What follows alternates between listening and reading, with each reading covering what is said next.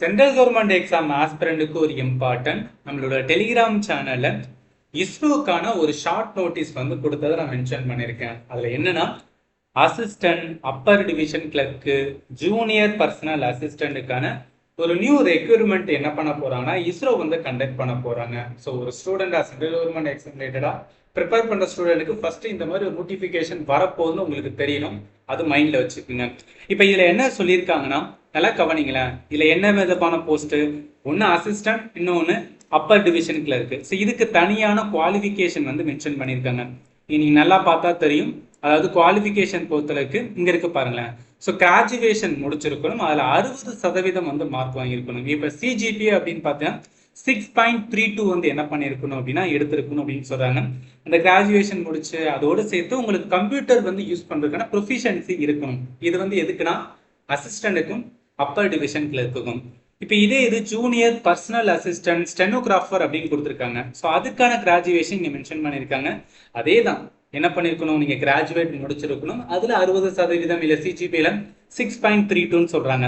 இது இல்லாம டிப்ளோமே வந்து சொல்லியிருக்காங்க. ஸோ டிப்ளோமே எதுக்கு அப்படின்னு பார்த்தோன்னா ஜூனியர் பர்சனல் அசிஸ்டன்ட் ஸ்டெனோகிராஃபர் அதோட சேர்த்து ஸ்டெனோகிராஃபில என்ன இருக்கும் அப்படின்னு பார்த்தீங்கன்னு வச்சுக்கலாம் 60 வேர்ட் பர் மினிட் இருந்தால் நீங்க வந்து டைப் பண்ண வேண்டியதா இருக்கும். அண்ட் கம்ப்யூட்டர் வந்து யூஸ் பண்ண தெரிஞ்சிருக்கணும். இது என்ன அப்படின்னு பார்த்தீங்கன்னா குவாலிஃபிகேஷன் அண்ட் வேகன்சி வந்து இந்த இதில் கொடுத்துருக்காங்க. இப்போ நம்ம என்ன தெரிஞ்சுக்கணும் அப்படின்னு பார்த்தீங்கன்னா இல்லை வேகன்சி வந்து என்னன்னா ஒவ்வொரு ஜோனுக்கும் கொடுக்குற மாதிரி வந்து மென்ஷன் பண்ணியிருக்காங்க.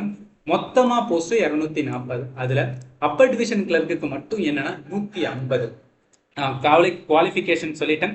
அப்ளிகேஷன் ஃபீஸ் வந்து 500 ரூபாய், இதுல 400 ரூபாய் வந்து ரீஃபண்ட் பண்ணிடுவோம் அப்படின்னு வந்து மென்ஷன் பண்றாங்க.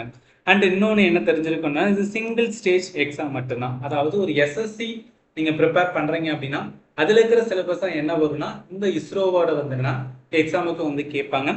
அண்ட் ஸ்கில் டெஸ்ட் வந்து இருக்கும். ஸ்கில் டெஸ்ட் வந்து குவாலிஃபை நேச்சர் அப்படின்னு இருக்கும். நம்ம ரிட்டர்ன்ல என்ன ஸ்கோர் பண்றோமோ அதுதான் மெரிட் லிஸ்ட்ல வந்து எடுப்பாங்க. And then document verification and salary வந்து இங்க மென்ஷனா இருக்கு. இப்போ இதோட ஃபுல் நோட்டிஃபிகேஷன் எப்போ சார் வரும் அப்படின்னு பார்த்தீங்கன்னா இதுல மென்ஷன் பண்ணல, எங்கேயும் மென்ஷன் பண்ணல. அண்ட் இஸ்ரோட வெப்சைட்லயுமே நான் போயிட்டு வந்து செக் பண்ணி பார்த்தேன். ஸோ கெரியர் ஆப்பர்ச்சுனிட்டி நீங்க பார்க்கலாம் இஸ்ரோட வெப்சைட் தான்.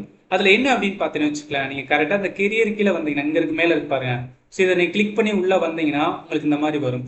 இதுல ஒவ்வொரு இதுக்கும் என்ன பண்ணிருக்காங்கன்னா அதுக்கான குவாலிஃபிகேஷன் மென்ஷன் பண்ணிருக்காங்க. இப்போ அசிஸ்டன்ட்டுக்கு என்ன eligibility criteria, upper age limit என்ன, செலெக்ஷன் மெத்தடாலஜி எந்த மாதிரி இருக்கும், ரிட்டன் டெஸ்ட் இருக்கும், ஸ்கில் டெஸ்ட் இருக்கும், கம்ப்யூட்டர் லிட்ரஸி டெஸ்ட் அப்படின்னு சொல்றாங்க.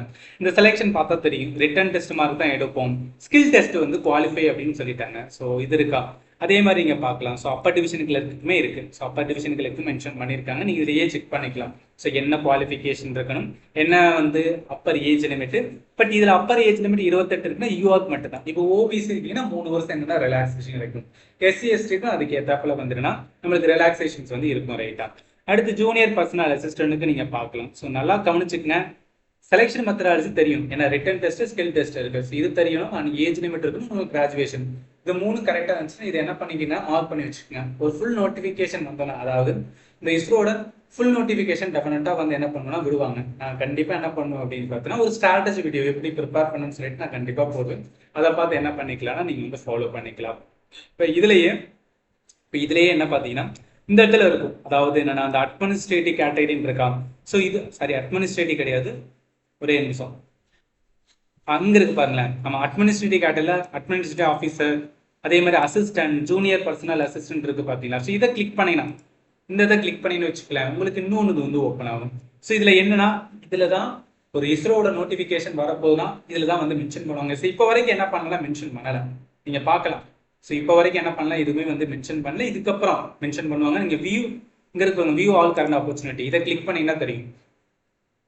ஸோ ஜூலை 17, 2026. ஸோ இது வரைக்கும் என்ன பண்ணியிருக்காங்க அப்டேட் பண்ணியிருக்காங்க. இது வந்து ஷார்ட் நோட்டீஸ் விட்டதுனால இதுக்கப்புறம் என்ன பண்ணுவாங்க அப்படின்னு பார்த்தீங்கன்னா ஃபுல் நோட்டிஃபிகேஷன் விடுவாங்க. இதில் நீங்கள் என்ன பண்ணிக்கலாம்னா செக் பண்ணிக்கலாம். ஸோ நான் எதுக்காக சொல்கிறேன்னா நிறைய ஸ்டூடெண்ட்டுக்கு இந்த மாதிரி ஒரு எக்ஸாம் வர்றதே வந்து தெரியாமல் இருக்கும்.